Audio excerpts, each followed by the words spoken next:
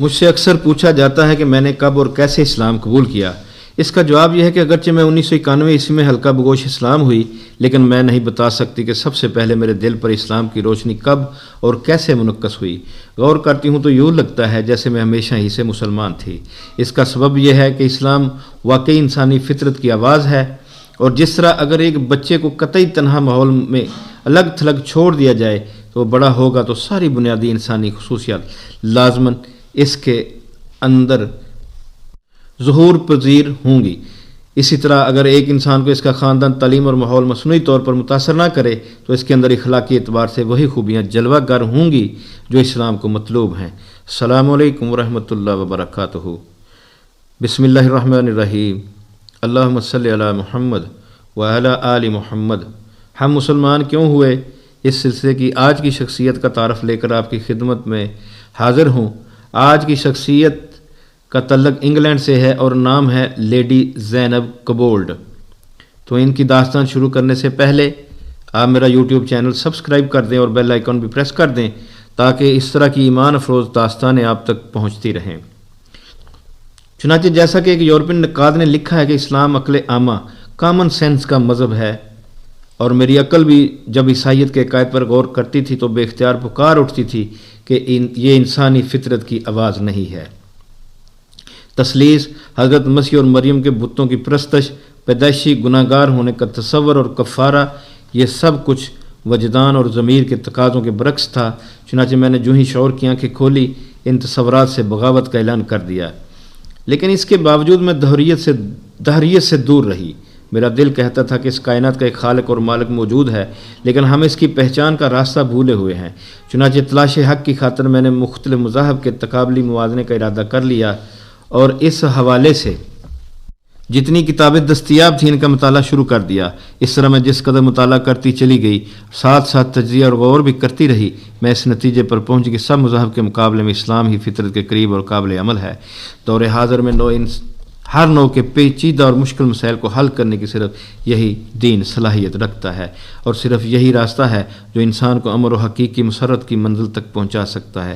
چنانچہ اسلام کے یہ عقائد میرے دل میں گھر کر گئے کہ خدا وحدہ لا شریک ہے، حضرت محمد صلی اللہ علیہ وسلم، حضرت عیسیٰ علیہ السلام، حضرت موسیٰ علیہ السلام اور دیگر انبیاء علیہم السلام سب اللہ کی طرف سے مبعوث ہوئے تھے، اور دنیا کی کوئی قوم اللہ کی ہدایت سے محروم نہیں رہی۔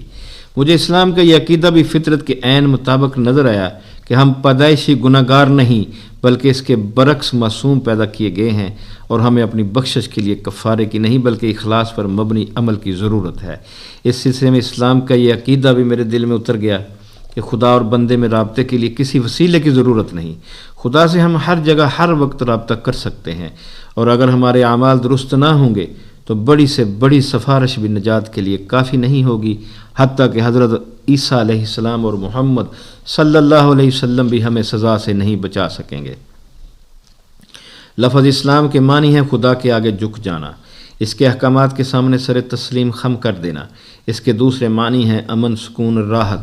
چنانچہ سچا مسلمان وہ ہے جس کی مرضی خالق کائنات کی مرضی سے ہم آہنگ ہو جاتی ہے، جس کے نتیجے میں اس کی ذاتی اور اجتماعی زندگی حقیقی امن و آشتی سے ہمکنار ہو جاتی ہے۔ اس طرح اسلام دو بنیادی سچائیوں کا حسین امتزاج ہے، توحید خداوندی اور اخوت انسانی۔ اس میں بدھ مت یا ہندو مت کی طرح کسی طرح کی توہم پرستی یا دیومالیت نہیں، اور سب سے بڑھ کر یہ کہ یہ سراسر مثبت نوعیت کا ایک عقیدہ ہے۔ ایک صحت مند معاشرتی نظام کے لیے اسلام فرد کے حقوق کی غیر معمولی حفاظت کرتا ہے۔ قرآن کردار کشی پر مبنی سنی سنائی باتوں کو قبول کرنے سے منع کرتا ہے، اور اگر ایک شخص کے پاس کسی کے خلاف حقائق پر مبنی کوئی الزام ہے تو بھی اسے لازماً مستند گواہیاں پیش کرنی ہوں گی، ورنہ خاموش رہنا ہوگا، اور غلط دعوے اور جھوٹی گواہی کی صورت میں اسے سخت سزا کا سامنا کرنا ہوگا۔ اس طرح اسلام ہر فرد کو انصاف کی ضمانت دیتا ہے، اور اس مقصد کے لیے حقوق اللہ اور حقوق العباد کا باقاعدہ ایک ضابطہ مرتب کیا گیا ہے، اور حقوق العباد یعنی انسانوں کے حقوق پر اس قدر زور دیا گیا ہے کہ اسلامی شریعت کے مطابق اللہ تعالیٰ اپنے حقوق سے کوتاہی معاف کر سکتا ہے، لیکن جس شخص نے بندوں کے حقوق پر ڈاکہ ڈالا ہوگا اسے اللہ تعالیٰ اس وقت تک معاف نہیں کرے گا جب تک وہ آدمی معاف نہ کرے جس پر زیادتی ہوئی ہے۔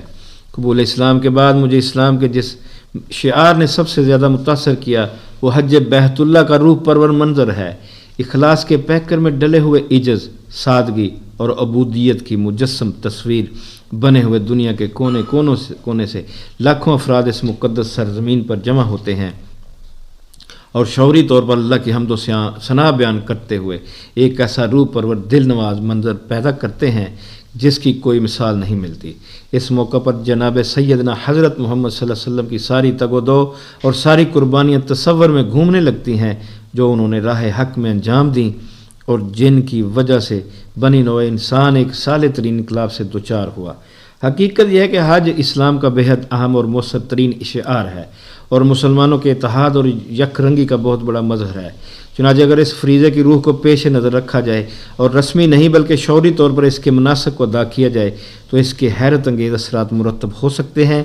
ہر سال مسلمانوں کو حج کی صورت میں ایک عظیم الشان موقع نصیب ہوتا ہے جب یہ عملی طور پر ایک دوسرے کے قریب آتے ہیں، ایک دوسرے کے مسائل کا ادراک کر کے انہیں حل کرنے کا اہتمام کر سکتے ہیں اور 1.5 ماہ کی اس مشقت سے نہ صرف اپنی روحانی اور اخلاقی تربیت کر سکتے ہیں بلکہ بین الاقوامی طور پر نیکی کی اشاعت کا ذریعہ بن سکتے ہیں۔